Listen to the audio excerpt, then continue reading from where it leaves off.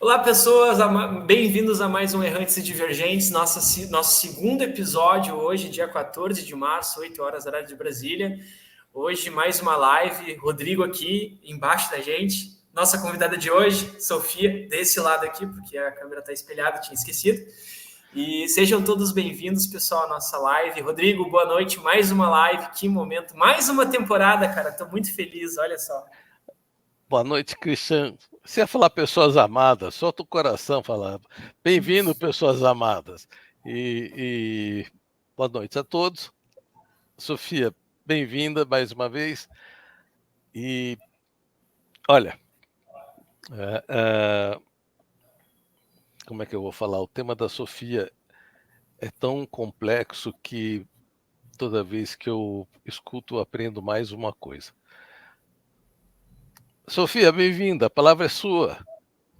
Obrigada, gente. Obrigada pelo convite aí para mais uma temporada do Errantes. É uma honra, uma alegria e uma responsabilidade também vir falar aqui com vocês. E eu planejei trazer hoje um pouquinho sobre a minha pesquisa, na qual eu me debruço desde a graduação e continuei até o doutorado que eu concluí agora em setembro. Desde sempre, desde que eu iniciei a vida acadêmica, eu me interesso sobre a representação feminina no discurso. E aí eu já me debrucei sobre a representação feminina na mídia, na política, e na literatura também. Então, eu intitulei a minha fala de hoje como Ethos e Feminilidade, Imprensa, Política e Literatura, para falar de uma maneira um pouquinho transversal da representação feminina nessas três áreas do discurso. E eu acho que é importante trazer a minha pesquisa para fora dos muros acadêmicos, porque eu acho que não concerne só a academia, né? Mas sim as mulheres e a sociedade como um todo, como a gente vai conversar sobre isso. Então, para falar de ethos e feminilidade, seja na política, na literatura ou na imprensa, a gente precisa primeiro definir ethos, para depois definir feminilidade, e daí a gente discute, tá? Então, essa é a linha de raciocínio que eu vou seguir hoje com vocês.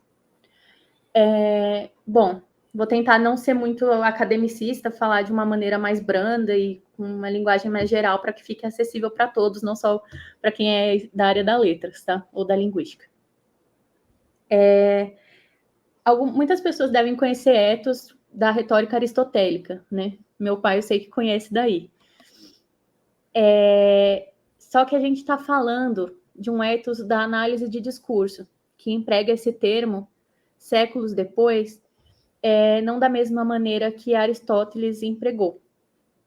Então, para falar de ethos da AD de linha francesa, né, AD análise de discurso de linha francesa, a gente tem que partir de um princípio que eu já falei sobre na minha última aparição aqui, que por isso eu não vou me estender, mas que vale a pena mencionar, que para análise de discurso, a língua ela não é um instrumento neutro de comunicação, mas ela é sim um produto social e cultural. É como se a língua fossem os nossos óculos para enxergar o mundo, e não uma mera transcrição da realidade. E são muitos elementos que influem na construção de sentido de um discurso, né? Inclusive o ethos. Então, partindo do ethos retórico, que para Aristóteles era um conceito voltado para a oratória, né? E um conceito muito consciente e estratégico do locutor para influenciar seu auditório, né? Então, o locutor sabia que ele precisaria ter traços de benevolência, de bondade, de sinceridade, de ponderação. Conscientemente e estrategicamente, o locutor buscava se demonstrar dessa maneira para passar a credibilidade no seu dizer, né? Isso é o ethos retórico, o ethos aristotélico. Aí, dando um salto para a análise de discurso, não é mais um ethos tão consciente, tão pouco voluntarista, mas é um ethos que emerge no discurso a partir da formação discursiva, social e histórica que o discurso está inserido, que o locutor está inserido. Então, quem está me ouvindo vai criar uma representação de mim a partir do contexto histórico que a gente está inserido, da situação discursiva que a gente está inserida. E, basicamente, o ethos, para análise de discurso, é isso. O destinatário, quem escuta, atribui ao locutor uma representação a partir das minhas competências, vamos supor, né? O meu ethos é construído por quem está me ouvindo, a partir das minhas competências enciclopédicas, linguísticas, a partir do meu estilo, a partir do meu modo de falar. Então, a partir do que eu falo e de como eu falo, o locutor vai criar uma representação de mim, né? O enunciatário vai criar uma representação do locutor. Isso não é consciente, isso não é proposital. Eu posso até dizer, eu sou isso, eu não sou aquilo. Mas o ethos dito, né, aquilo que eu digo, não necessariamente vai ser aquilo que vai ser absorvido e construído na impressão do destinatário. É algo que acontece de maneira dinâmica. E também não é um conceito estático, né? Mas ele é negociado pelo discurso o tempo inteiro. Então, a gente pode pensar o ethos como um corpo enunciante que é historicamente especificado e que está inscrito numa determinada situação de fala. A gente nunca pode observar o ethos fora de uma situação histórica, fora de uma situação de fala. É sempre no discurso que vai se construir o ethos. E o discurso, a enunciação, por sua vez, ela pode tanto validar quanto ir de encontro ao que foi construído nos discursos anteriores. Então, é isso. Apesar de ser uma questão discursiva, o ethos é simultaneamente uma questão social, porque ele está vinculado com os valores que a sociedade considera eufóricos ou disfóricos, com o que a sociedade considera bonito ou considera feio, positivo ou negativo, né, de acordo com determinada época, determinado espaço, e também de acordo com quem está ouvindo, né, com os valores, enfim, do próprio auditório, vamos dizer assim.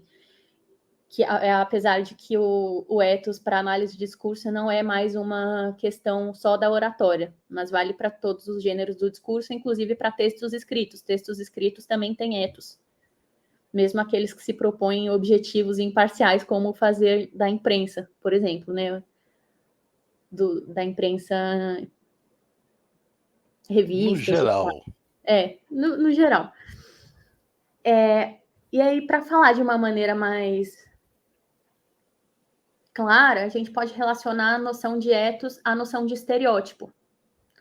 Não são sinônimos, né? Mas eles são conceitos que se aproximam. Muitos autores, como Manguenot, que é o autor que eu usei de base para a minha tese, ele vai aproximar o conceito de ethos, primeiro a noção de formação discursiva, depois a noção de estereótipo. Então, quem está assistindo aí não entende nada de linguística, pode pensar em ethos como uma representação estereotípica daquele que diz algo. Então, é isso. Vocês devem já estar imaginando como que eu vou relacionar isso com feminilidade, né?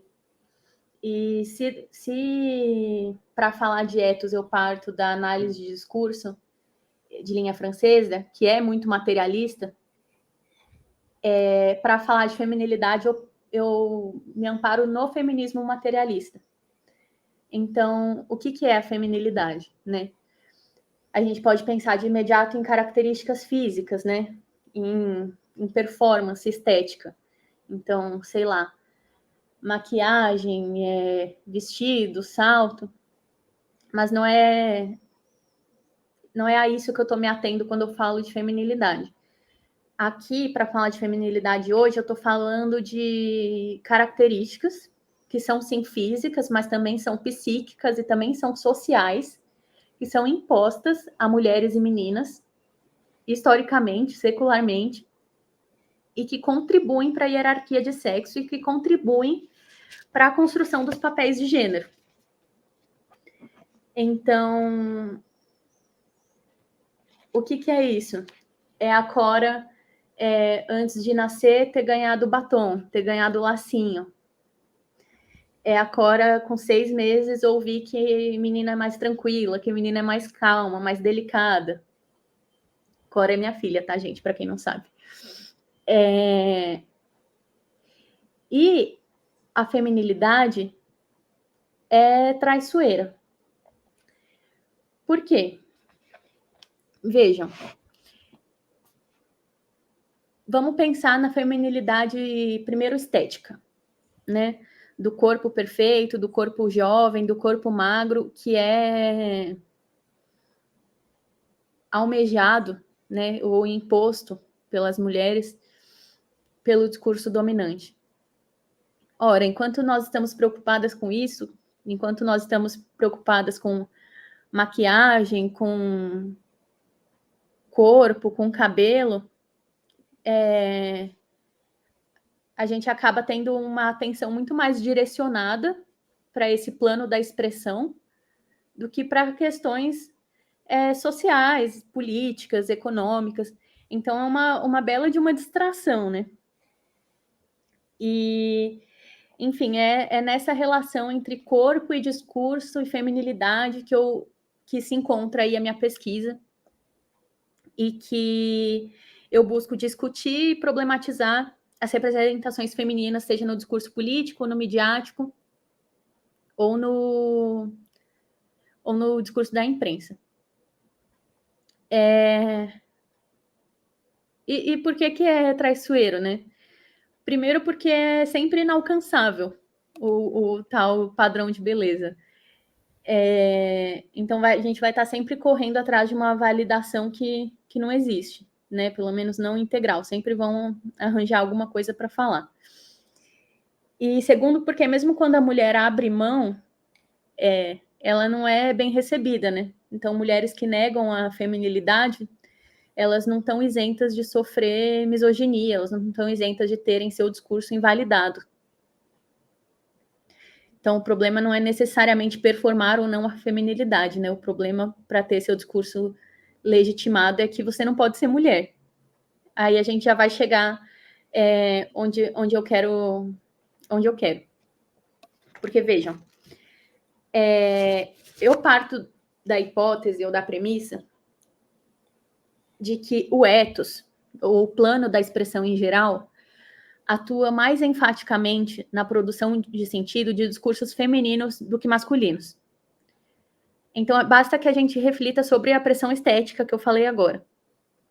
A feminilidade, ela vai cercear nossos movimentos, direcionar nossa atenção, cercear nossos movimentos.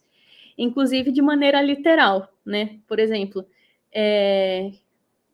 se a gente precisa correr uma corrida de 100 metros, quem é que chega primeiro, né? Um homem vestido de tênis e roupas confortáveis ou uma mulher com um salto 15 e uma saia apertada? Não estou desmerecendo, tá? Quem performa. Mas vocês concordam que vai ser muito mais difícil percorrer a mesma distância com essas limitações? Nem se fala, então, nas limitações psíquicas e sociais, né? Então, de que a mulher é delicada, de que a mulher é submissa, ou de que a mulher é mais tranquila, mais calma. Enfim. E também aí nem entrando nas questões de papel de gênero mesmo, né? De ter que cuidar da casa, trabalho de reprodução social, cuidar dos filhos, cuidar do marido, maternar todos eles. Então, enfim, várias questões.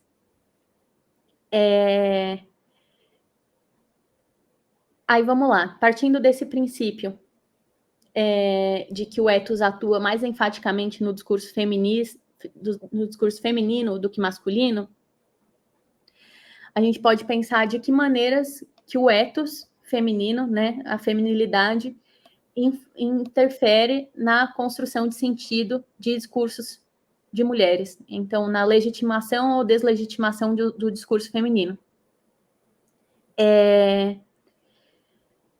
A Mary Bird, que é uma historiadora britânica, ela vai falar que o discurso feminino é restrito a nichos. Então, veja, de uma forma bem reacionária, quando, né, graças a Deus, hoje está menos assim, né? Graças a Deus não, graças aos movimentos sociais e feministas, mas assim, tem sites, espaços, assim, portais que colocam lá, seção mulher. Aí você clica, tem moda, tem horóscopo, tem gastronomia. Isso é restringir o discurso feminino a um nicho. Mas isso eu estou falando de maneira bem reacionária, de maneira até caricata. Mas mesmo nos discursos de esquerda, ou nos discursos que se dizem libertários, né, ou equalitários, as mulheres têm, né, nós conquistamos espaço para discutir direitos reprodutivos, sexuais, aborto, liberdade dos nossos corpos, mas até que ponto nós temos espaço ou legitimidade para discutir conjuntura, para discutir economia, para discutir política? E aí a Mary Bird vai falar que as mulheres ainda não falam pela sociedade como um todo. Então nós podemos falar sobre nós, sobre as mulheres, mas nós não temos nosso discurso legitimado para falar pela sociedade como um todo, para falar de assuntos conjunturais, de assuntos que concernem também aos homens. Sendo que o inverso, né, sempre foi feito. E a Bird também vai falar, aí, mais evidentemente, numa questão do ethos, vai falar que nós não temos um modelo de poder que não se pareça com um homem. Então, por isso que as mulheres, sei lá, a Margaret Thatcher fez um curso para engrossar a voz, para poder discursar com um timbre mais grosso. Porque o modelo que a sociedade tem de alguém poderoso é um homem. E veja, é aí que eu falo que é traiçoeiro, porque mesmo que ela atinja o timbre mais grosso do mundo, ela vai ser ridicularizada. Porque ela ainda vai ser mulher. E aí vai ser uma mulher falando com timbre grosso. Enfim, ou que ela use terno, ou que ela use cores sóbrias, ou cabelo curto, não é o suficiente. E, enfim, e aí é válido também ressaltar que não são obstáculos só discursivos que afastam as mulheres dos espaços, né, de fala e os espaços públicos, mas que também transcendem, né? Então, sei lá, se a gente observar, por exemplo, o que aconteceu com a Marielle, é uma sanção que passou da ridicularização discursiva para a deslegitimação do discurso. Ela teve a vida ceifada por se posicionar politicamente. Aí também entram outras questões, outros recortes, né? Que mulheres brancas e negras, por exemplo, não têm o mesmo tratamento midiático e social como um todo. Mas, enfim, voltando à questão do ethos, o fazer discursivo, como eu falei no começo, ele pode tanto perpetuar quanto subverter as avaliações estereotípicas que circundam o discurso, né? E durante a minha pesquisa, primeiro eu comecei a estudar a mídia do discurso dominante, a mídia de massa mesmo, a política dominante, e aí eu percebi essas incongruências aí que eu trouxe para vocês. E aí, mais para frente, eu fui buscando fazer esses discursivos que subvertessem esses estereótipos femininos que a gente enfrenta. E aí eu encontrei, felizmente, corpos, uma corpora, né, de mídia, imprensa alternativa, que trouxesse mulheres falando de conjuntura e mulheres falando de política, isso em um contexto ditatorial. Então, só para mencionar, não vou me debruçar aqui sobre o meu corpus de doutorado, mas só a título de curiosidade, eu estudei para desenvolver minha tese o Brasil Mulher, que foi um jornal independente, feminista, que trazia assuntos conjunturais sob a perspectiva da mulher trabalhadora, que isso não é facilmente encontrado na mídia hoje. Então, foi algo pioneiro, vanguardista e que ainda precisa e que eu acho que vale a pena ser resgatado. Foi um fazer midiático fora da curva, assim, e que merece ser tratado e resgatado. E isso também tem a ver com o espaço que as mulheres na política enfrentam, né? Como eu falei, a Thatcher fez curso para engrossar a voz. A Dilma sofreu misoginia beça. Basta ver o tanto de chart, de cartaz, de meme que saiu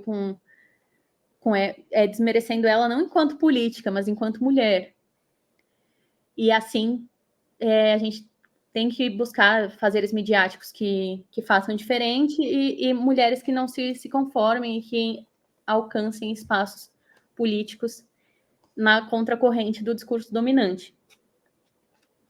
E aí, falando de literatura, eu acho interessante trazer também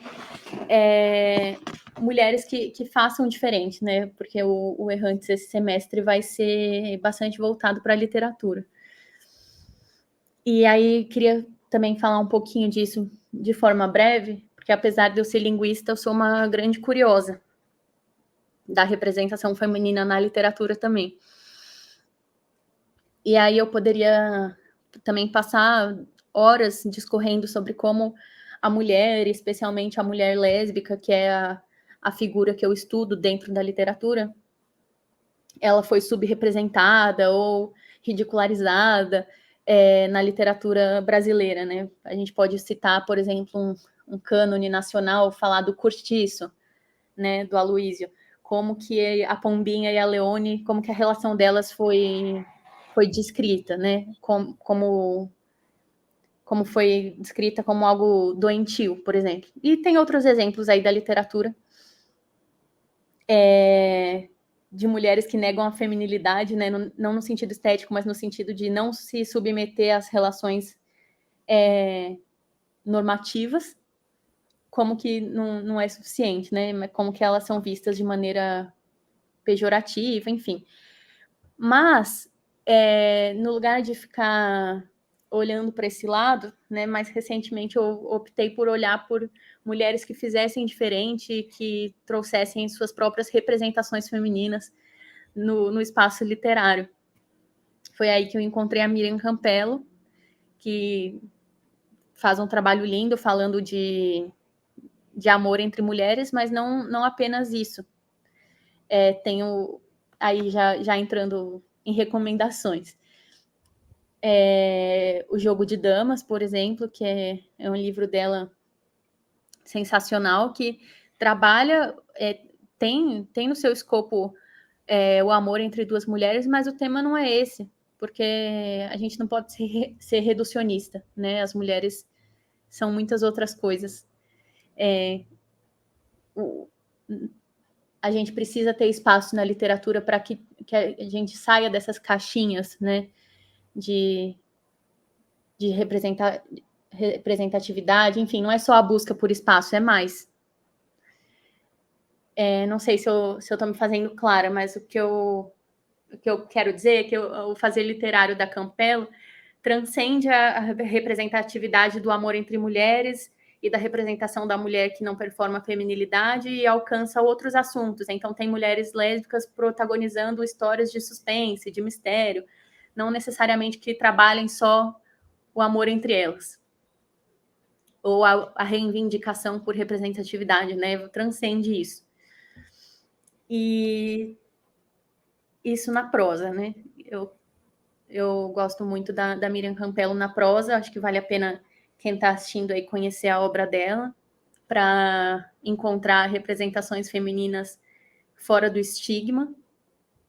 E na poesia, a Mar Becker, que meu pai que me apresentou, e saiu agora um artigo meu falando sobre poemas dela que também trabalham essa questão do amor entre mulheres, e de mulheres que negam a feminilidade, de novo, não no sentido estético, né, não no sentido de passar batom ou não, enfim, usar salto ou não, mas de ir se desvincular dessas normatividades patriarcais que que se encontra a heterossexualidade e os papéis de gênero a nós atribuídos. Então é isso.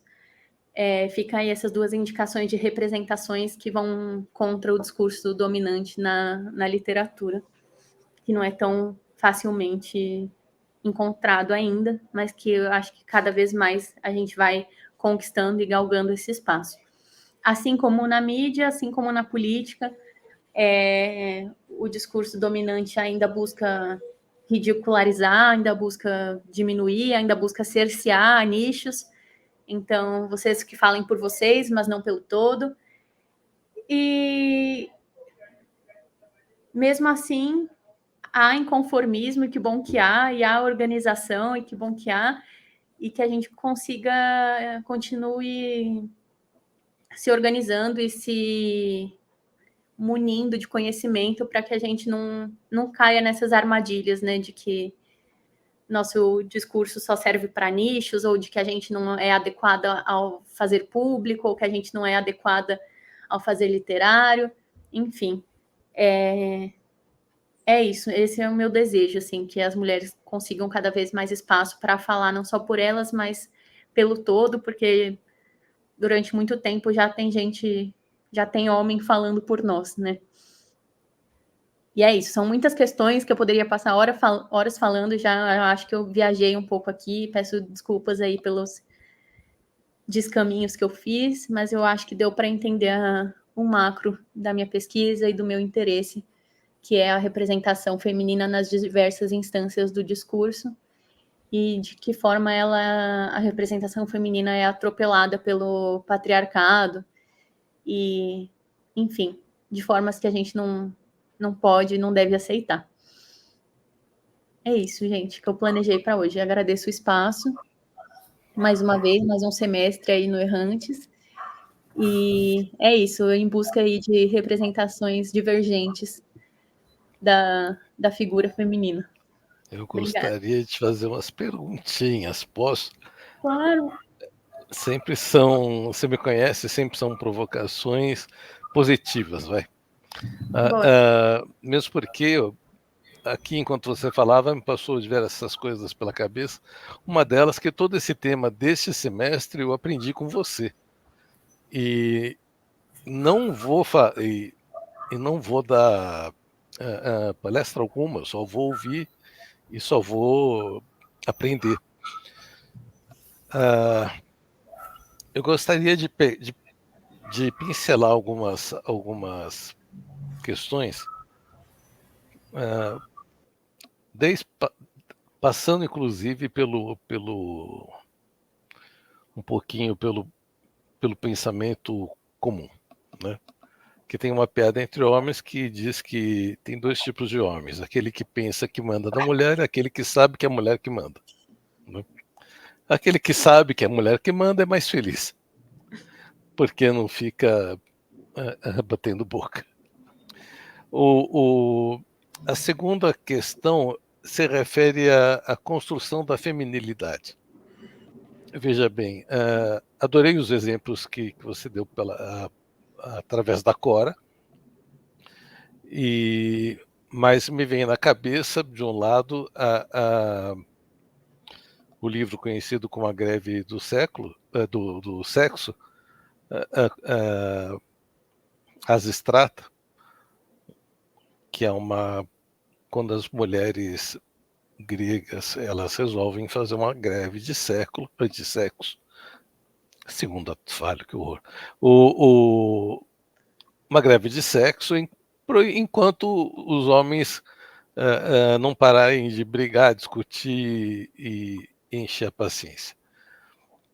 E elas se vestem, a descrição delas vestidas, delas se preparando para uma sedução, para chegar na hora H e falar não.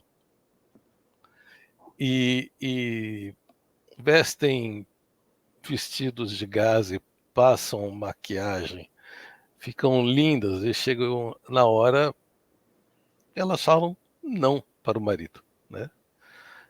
O que eu quero dizer com isso é o quanto de poder existe na sedução feminina. E se isso não teria algo de biológico, ou bastante de biológico, porque é a mulher quem escolhe o homem não escolhe mulher nenhuma.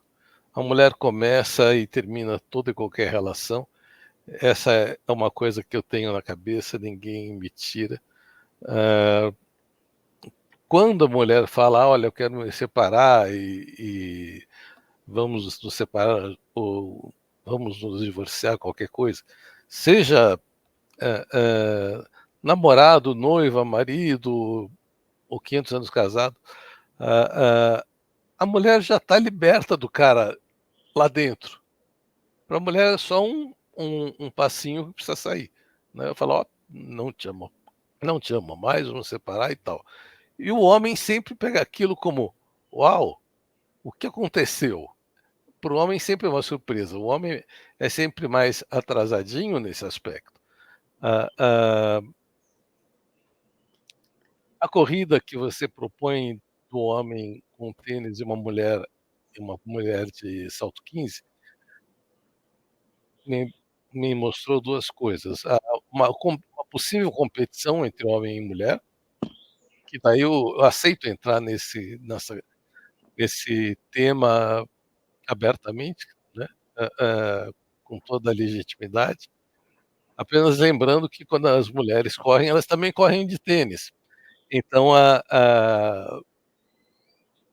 e aí vem mais duas informações e eu paro.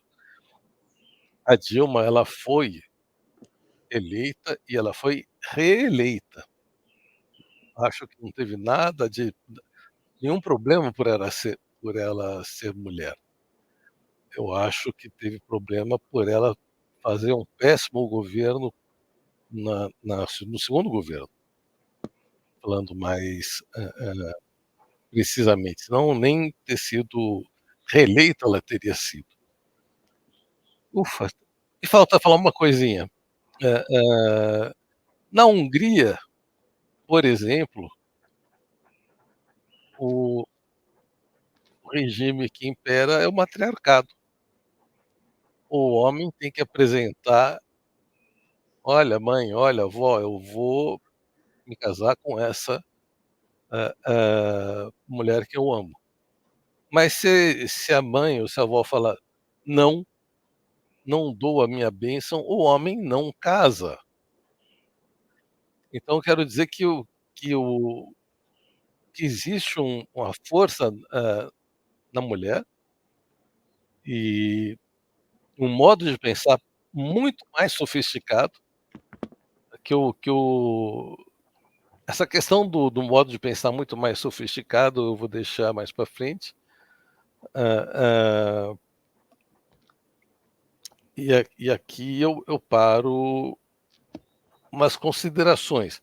Eu sei que a gente já fez essas considerações em casa, pessoalmente, nunca chegamos a nenhuma conclusão, não seria aqui agora que chegaríamos, mas,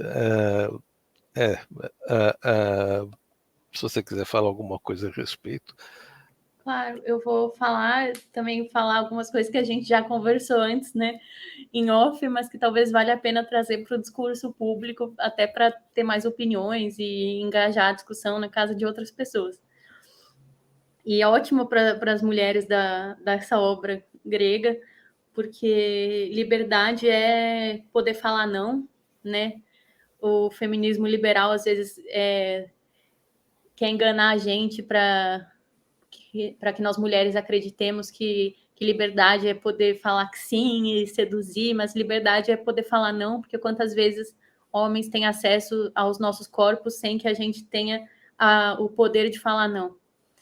Então, acho que aí Eu entra pensei muito nisso, desculpa interromper, deve ser horrível, o caráter fictício, né, dessa tragédia e dessa comédia, porque a gente sabe que na vida real, muitas vezes, dizer não é o suficiente. E aí entra o que você falou na questão do divórcio, por exemplo. Quantas mulheres que não pedem o divórcio porque, de fato, tomaram a decisão e são assassinadas pelo marido, ou que precisam fazer ordem restritiva contra o marido porque eles não aceitam o fim, não aceitam a voz da mulher, né? Não, o que a mulher diz não é legitimado. Então, eu acho que dá para pensar nesse sentido, mas aí eu acho que eu concordo que a gente tem o pensamento mais, como que você falou? Sofisticado. Isso tem acordo completamente. Mas eu acho também que você está olhando do ponto de vista subjetivo e eu estou olhando do ponto de vista social. Então, eu não estou falando de relações interpessoais, estou falando da sociedade. Claro que eu posso ser escutada enquanto mulher, por exemplo, agora eu estou sendo escutada por vocês dois e serei escutada, mas a gente está falando de padrões sociais. Enfim, estou falando a nível social e você está falando a nível subjetivo. Eu acho que é aí que está o nosso desencontro. E não é uma competição, foi um exemplo que eu dei que talvez não tenha me feito muito clara, não é uma competição entre um homem e uma mulher, o que eu quis dizer assim, se nós dois precisamos chegar do ponto A ao ponto B, se eu estou de salto e de roupa justa, vai ser muito mais difícil. É claro que mulheres também usam roupa esportiva, então vou me fazer entender melhor. Olha para a roupa social de uma advogada e de um advogado. Aí você vai conseguir perceber a diferença. Mulher que não podia entrar no fórum de saia até uns anos atrás, de calça, uns anos atrás, tinha que usar saia obrigatoriamente. Ou as mulheres do direito que tem que usar um sapato de salto, tem que, enfim, performar de uma maneira diferente dos homens. É só isso que eu estou falando. A gente pode falar de trajes esportivos também, nas Olimpíadas, por exemplo. Ambos estão jogando vôlei. Tem time de vôlei feminino e masculino. Olha as roupas das jogadoras de vôlei, como são sexualizadas. Sim. Os shortinhos apertados que elas usam, o topinho que elas usam. Então, falando já de situações específicas para não... a mulher também usa tênis para correr. Sim, beleza. Mas olha nas Olimpíadas, por exemplo, o que fizeram com as roupas femininas oficiais ainda no esporte e as roupas masculinas oficiais no esporte. Não é o mesmo tratamento, não é... Aí você pode falar, mas a Cora não pode usar batom e lacinho se ela quiser. Claro que ela pode. Assim como se eu tivesse um filho, ele também poderia, mas ele não ia ganhar esse batom, ele não ia ganhar esse lacinho antes mesmo dele nascer. Então, assim, é uma orientação, né, às mulheres para se preocuparem com determinadas coisas que é muito conveniente para o patriarcado. Só isso. Aí, por fim, para falar da Dilma, eu nem estou entrando no mérito dela ter feito um bom governo, um péssimo governo, não é minha área, eu estou falando de representação e de discurso. Eu estou falando que a Dilma teve sanções discursivas misóginas. Então, a gente não precisa entrar nesse mérito. Eu vou trazer um exemplo rápido da revista Isto É, que tinha uma foto da... Claro que aí entra também o posicionamento político da revista, mas pensando assim na comparação entre sexos. Tem uma capa que até ficou famosa de 2016, da Dilma gritando, e aí a manchete era assim, os descontroles da presidente. E aí, uns anos depois, uma foto do Bolsonaro gritando. Para mim congelou essa congelou, Christian? Aqui, não, para mim tá normal aqui. Estou escutando bem a Sofia. A capa também saiu? Aqui tá normal, acho que é a sua internet. Aqui tá tranquilo. Tá, ok. Então, assim, a Dilma gritar os destemperos, os descontroles, a histeria da presidente. E aí o Bolsonaro gritando uns anos depois, fizeram uma montagem dele, metade ele, metade um leão. Porque era o rei da selva. Então, assim, é claro que é uma revista de direita, é claro que vai ser tendenciosa, enfim, tem várias questões aí ideológicas que atravessam a questão de gênero. Mas o que eu estou falando é assim,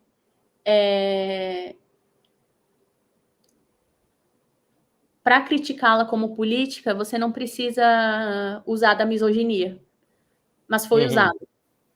Tá. Além de tudo, além de todas as questões tangentes ao seu governo, ao seu fazer político, atravessam ela essas questões enquanto mulher. Isso é óbvio. Independentemente de como foi o governo dela, ou da Thatcher, ou de qualquer outra que a gente possa usar de exemplo. Ok. Acho que é isso. Eu falei da Hungria, que é um matriarcado. Ah, sim, bora lá, então. Bora lá então, né?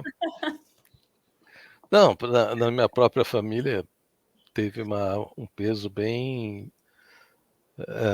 matriarcado foi forte. A minha avó Maria, mãe do meu pai, minha mãe, enfim, você... as mulheres têm voz ativa forte. A Thaís, todas têm, tua mãe, enfim. Christian, esse é o Bom Dia São Paulo em casa, entendeu? De forma alguma eu tô falando que a gente não tem voz ativa, a gente tem. A gente fala, e a gente pensa, e a gente articula. O que eu tô falando é que para nós os obstáculos são maiores, porque enfiam o plano da expressão no conteúdo daquilo que a gente está tentando dizer. Ai, porque ela é muito velha, porque ela é muito nova, porque ela é muito gorda, porque ela é muito magra, porque ela passa muita maquiagem. Sempre vai ter um argumento para desmerecer a fala da pessoa. Um argumento do plano da expressão, né? Do ethos. Então a mulher nunca vai estar performando bem o suficiente. Ah, porque a voz é muito fina, porque a voz é muito grossa. Porque ela é histérica, porque ela é muito ambiciosa. Enfim, a conjuntura social atravessa o discurso, né? Aí eu encerro falando o que eu comecei falando, que a língua não é uma tradução neutra do real, do material, mas é uma lente enviesada pela qual a gente enxerga o mundo. Sempre vai ser assim, qualquer discurso vai ser assim. Se você fala bom dia no elevador, não é só bom dia que você está falando, você está tentando quebrar o gelo, você está tentando mostrar que você é um vizinho legal, você está tentando... Entende? Tudo é ideológico. Aí a gente entra no outro assunto que eu falei na outra aula. Mas é isso. Olha, eu convidei autoras, produtoras, editoras, poetisas. Não são todas que poderão estar presentes aqui nesta temporada. Convidei a Miriam Campelo, ela no momento ela não pode, chamei a Mar Becker, no momento ela também não pode, mas eu também o Soares Feitosa, que eu adoraria ouvi-lo. Não sei se ele já pode. A gente está com a grade de quinta-feira fechada, mas estamos dispostos até a abrir uma outra grade paralela às terças. E vamos ouvir editoras de contos eróticos femininos, que foi um discurso, um debate que nós tivemos, de brincadeira. Quem escreve melhor contos eróticos, homem ou mulher? Né? E a gente acabou não levando esse tópico para frente, né? Mas vamos abordar essa questão. Escritoras de contos eróticos, e eu gostaria de chamar mais gente, porque eu já aprendi que o homem tem um raciocínio muito simplista. Muito simplista.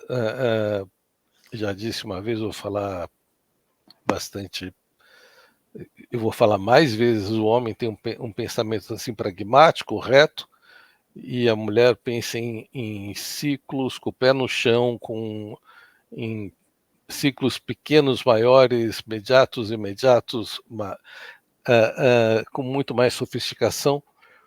Eu acho que todo esse semestre a gente vai bater nessa tecla. E é interessante trabalhar isso mesmo, porque aí a gente entra em outra discussão nossa de essência, né? A essência feminina, a essência masculina. Para mim não tem isso, para mim é coerção social. E se a gente pensa enquanto grupo, né, enquanto classe de mulheres, se a gente pensa dessa maneira coletivamente, Que conjuntura social que nos obrigou a articular dessa maneira nosso pensamento, né? Tá. Eu li Cortiço no vestibular da URGS de 2000 e Guaraná com rolha. Isso faz muito tempo atrás. Meu Deus, vestibular. Faz muito tempo. E tu me obrigou agora a ler de novo, porque com certeza vou ler com uma nova visão agora, sabe? Focando em todo o Na enredo uhum. dos personagens. É interessante pensar como o cânone trata as mulheres, né?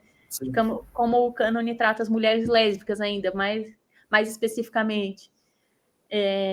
E como a gente está tendo que desconstruir isso com a literatura contemporânea. Não tirando o valor do Cortiço, imagina, é uma puta obra, né? Inquestionável.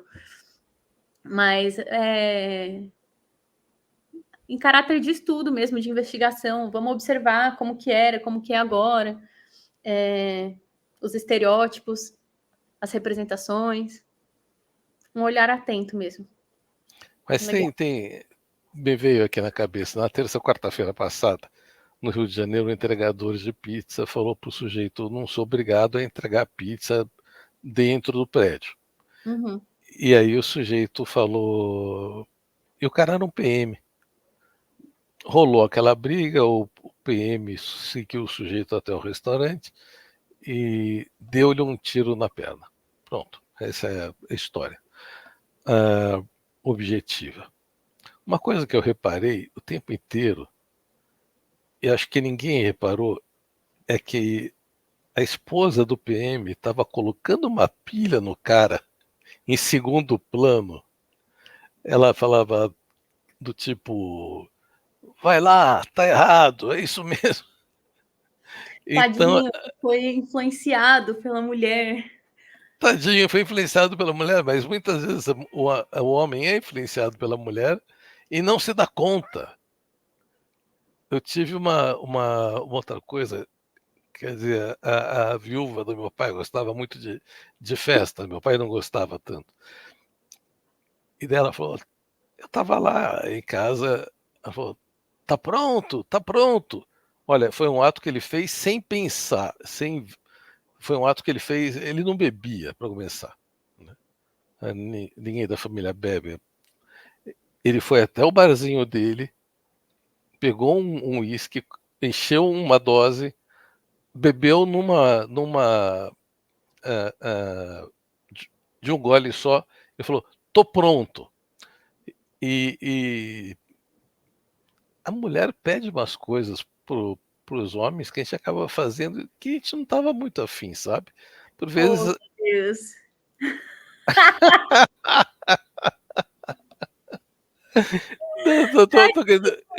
Tadinho da gente. Male tears, tá bom. Tadinhos, cara. Tadinhos. A gente paga com sangue. Não sei se pagam com sangue, mas não foi a gente que fez assim, mas tudo bem. Não foi você, Rodrigo, entendeu? Aí, mais uma vez, a instância subjetiva é diferente da instância social. A gente está falando de formações sociais. Tá. Enfim, mas Tá, eu fui um pai muito patriarcado. E a gente encerra aqui hoje a transmissão do Errantes e Divergentes, capítulo 2.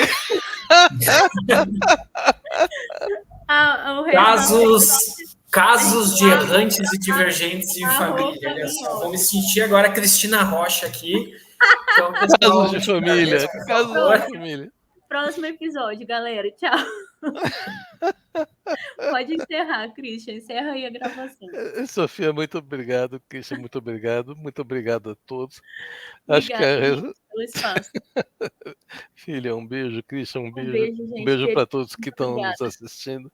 E para a galera que nos assistiu, não se esqueça de se inscrever no canal do Errantes, é muito importante para que você possa receber aí as notificações e as informações relacionadas aos vídeos. E também acompanhar o Errantes e Divergentes lá no Instagram, que o Rodrigo está sempre postando lá curiosidades e informações voltados à vida, universo, tudo mais, literatura e tudo que você imagina sobre conhecimento.